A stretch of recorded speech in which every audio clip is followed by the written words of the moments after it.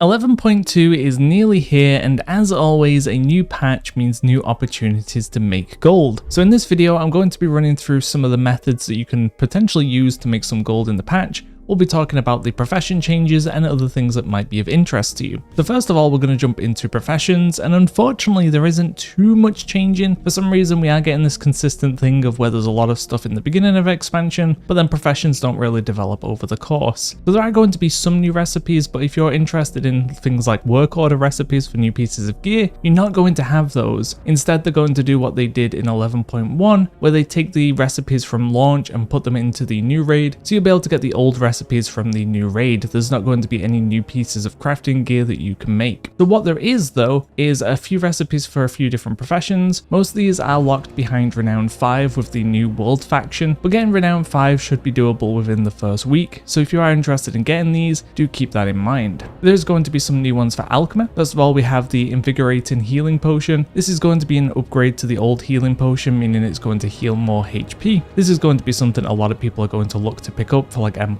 raiding, all that kind of stuff. So there's going to be some good value in there. In terms of the materials you need, they should be on screen now so you can have a look. Pretty basic to make though, so it's going to be easy, but maybe a potential here to buy up these materials now and then make some money on them when the patch comes along. The next alchemy related thing is going to be Umbral Essentia, and this is going to basically be Night Elf stealth. So the racial for Night Elves, this is being turned into a potion, which allows you to use the potion, you'll slink into the darkness and reduce the chance for enemies to detect your presence. So essentially, and it lasts for 20 to 1 minute or 20 seconds to 1 minute depending on the quality. Most people are only going to want the base quality or that 20-second one, because if anyone is using this, they're going to use it to mimic a night elf where you'll do a skip and then you jump ahead or whatever, and then you use the potion to get rid of the aggro so you can skip the pack. So the 20-second one is going to be more than enough. Once again, the materials will be on the screen, and some of these do overlap with the previous potion that we talked about, so there is definitely a potential to stock up on that mat and make some gold. But do keep in mind though, most people are probably only going to buy rank 1 of this item, while with the healing potions they might look to buy rank 2 or 3. The next thing to talk about is going to be Enchanting. There's going to be a couple of things here. First of all, we have the new Gleeful Glamour. This is going to be for ethereals. You're probably not going to see too many sales on this because it's just something that's like, you know, fun RP kind of thing. Not too many people are going to care about this, but there might be some people who are wanting to look like an ethereal, and that is actually going to be it by Enchanting. I actually got baited by the fact that there's the crest recipes that have been made, but they're not being used, and that's because we are continuing with how we had it in 11.1, where you can just head to the vendor in Donegal and directly purchase the crests. So there's not going to be any work order stuff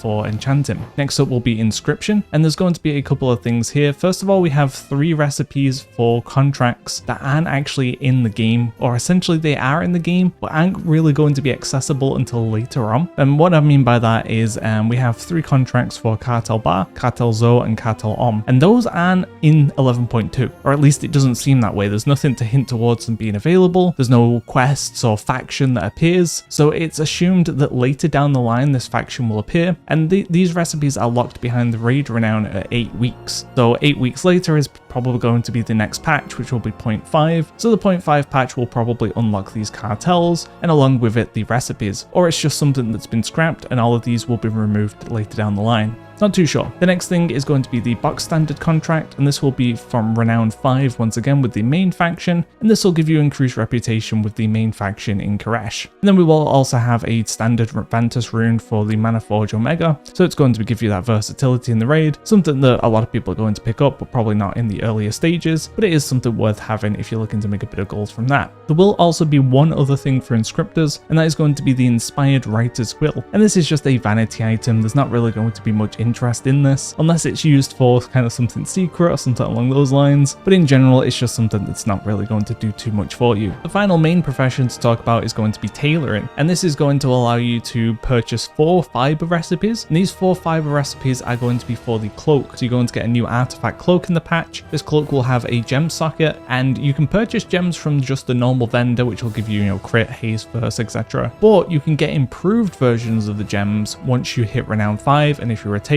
they're going to be able to make these fibers. So once again, we'll have the materials on screen, but the materials are quite straightforward, you know, gleaming shards, exquisite weaver cloth. So these are things that you could be looking to pick up now. You could be looking to kind of pre-set up for flipping blues into the shards, etc. Because there is going to be quite a bit of demand for these. It's going to slow down once everyone has the gems, but in the early stages where they don't have them, then there's going to be a lot of demand. But once they do get them, there's not really much reason to replace them, because you're never going to replace the cloak or anything. It'd only be if you want to swap your stats for some specific reason. But in general though, very early on at least, there's going to be some decent gold to be made here, especially if you look towards the kind of process path for getting the materials too. Might be some opportunities there as well. Now there are some things worth mentioning about gathering professions, herbalism and mining. There's going to be new nodes that you can find within Koresh, but as you saw through the recipes we just talked about, none of these recipes actually use that new material. So what's going to happen is you'll go into the new zone, you'll mine or herb, you'll come across the new kind of item, but you can't use it for anything. Instead it's going to be used for bartering. So there's going to be various NPCs in the zones that will trade you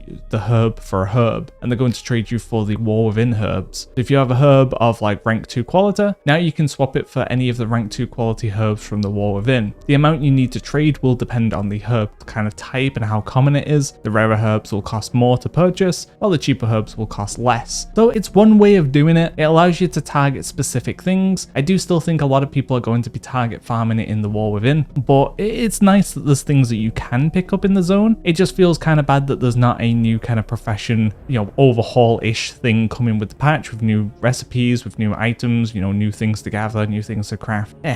But at least there's something, I guess. The next potential gold thing I wanted to touch on is this new event called the Ecological Succession. And why this is going to be interesting is it has about 12 pets attached to it, and all of these are cageable. And currently we weren't able to get these drop on alts, but we did get the mount attached to this drop on an alt, so maybe it was just our alts were unlucky in terms of the pets. But either way, your main can go and do this once per week. You'll have a chance of opening the box to get a pet, and this can be caged and just sold. And the more serious pet collectors and stuff have 12 pets to collect. So chances are some of them are just going to throw down gold, so you might be able to get a good chunk of change from doing this, and you know, just keep doing it each week. If you can do it on your alts and get the pets, even better, you might be able to get a really nice amount of gold from doing this. And it doesn't take long either. You can head out there, you just have to do some of the blue quests available or some stuff within the Oasis, or there's going to be these 4 events around the zone as well that each one you complete will give you 20% progression as well. The next thing I wanted to talk about is actually surprising. It's world quests. World quests are given around 1,000 gold, and there's going to be multiple of these a week. I mean, you can make a few thousand gold per character just by doing world quests. Some of the world quests are annoying, but for the most part, most of them are fairly quick to knock out. You can do the world quests that give gold, you can log on your alt, do them again, wait for new world quests to pop up, and keep just doing the ones that give you gold, and you will make a nice little chunk of change from doing that. So if you want a more easy kind of casual way, then it's definitely a nice good gold source to go after. In terms of mob farming, there's not a whole lot of stuff that's too interesting. For example, the wildlife basically only drops greys. They're not even going to give you the war within materials, so there's basically no real point in farming the wildlife, and the greys they drop give around 50 silver, so nothing too interesting there. The humanoids might be a little bit more interesting. One thing I didn't test to see if you could get like cloth drops and stuff if you're a tailor, but these might be worth farming, especially for the BOEs. If you can get a hyper spawn, get some BOEs gone, because the explorer gear is actually pretty good in terms of the eye level it goes up to. It goes to like the 660s, so definitely pretty good for a new character starting out. And that is basically it. There wasn't anything else that seemed too majorly interesting. All the mount stuff seems self-contained, where you don't really need too many materials from other sources or whatever, so there's not really going to be much opportunity there. As I mentioned, the professions aren't really getting much of an update, and there's nothing really that you can farm to sell in the zones either. So not a whole lot of gold opportunities coming from Koresh directly. A lot of your chances for gold are going to be a lot of the old sources, like working on work orders at the start of the patch when everyone's getting their new crafted gear done, and typically like, you know, making parts, making alchemy flasks, stuff like that. I don't think there's going to be any crazy new thing that pops up, at least that I could find, but people always do find something, so there might be something out there in the zone. Either way though, I do hope this video was interesting or useful to you.